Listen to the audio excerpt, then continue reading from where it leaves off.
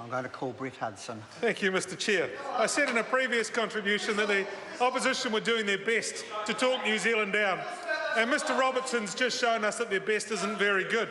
So a couple of points I'd raise on that he did raise. So of course we do have this goal of raising exports by 2025. What Mr Robertson either glosses over or simply can't comprehend, I'll leave it to the New Zealand public to decide which of those two it is. So what he either glosses over or can't comprehend is that there's this very large-scale internal spend that's been going on in New Zealand. It's called the rebuild of Christchurch. And this is a government that has stood alongside the people of Christchurch since the earthquakes. The fact is that is such a large contribution from government, about $16 billion.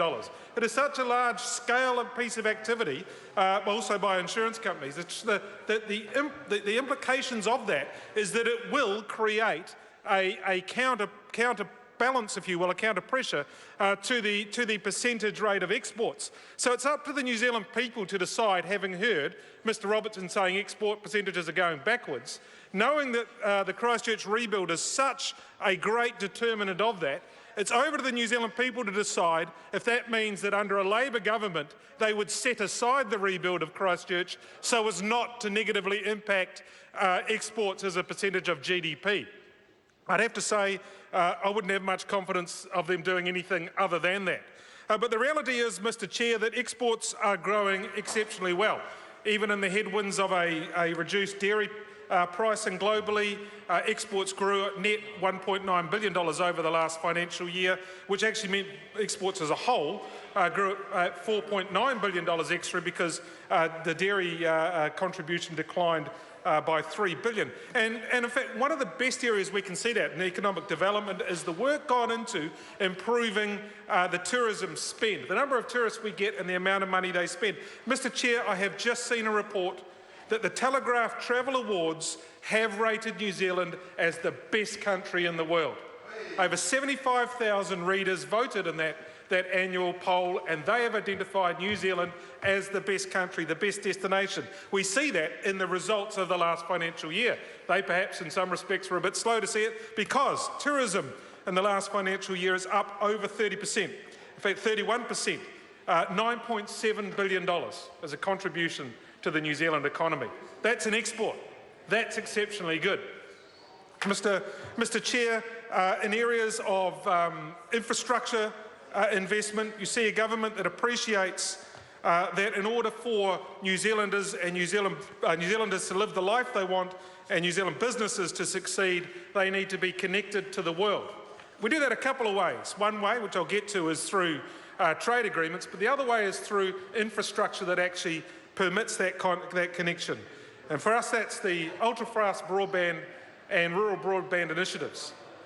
Investments now over $2 billion that this government is making to ensure that Kiwis and Kiwi businesses can connect with customers across the country and around the world, that they can deliver their services more effectively and more efficiently, that they can use the power of technology to help them develop new and more innovative and exciting products to take to the market. This government is investing billions in ensuring that New Zealanders can fulfil their potential and can compete on the world stage. In the area of it's one thing to connect the Kiwis to the world through technology, it's another to actually connect them in a sense that they can market their goods and services. And this government, through our economic development program, Mr Chair, does this through free trade agreements.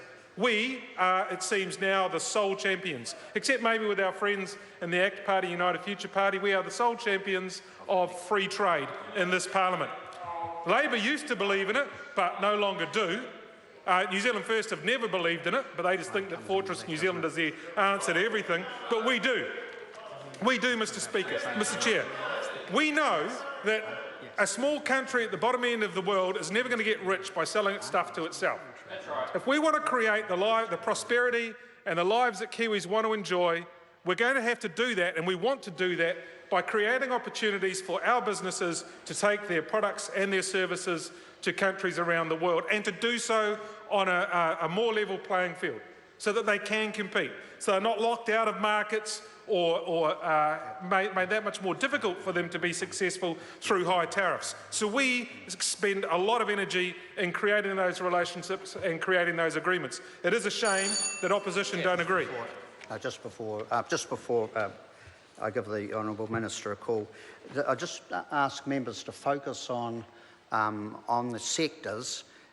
While the member was referring to free trade agreements, there's actually a separate section here under the Ministry of Foreign Affairs, Defence and Trade, although one could argue that trade and enterprise, which was actually in this sector, but one must tie it back because talking about free trade agreements is not part of this one. I let you go on it.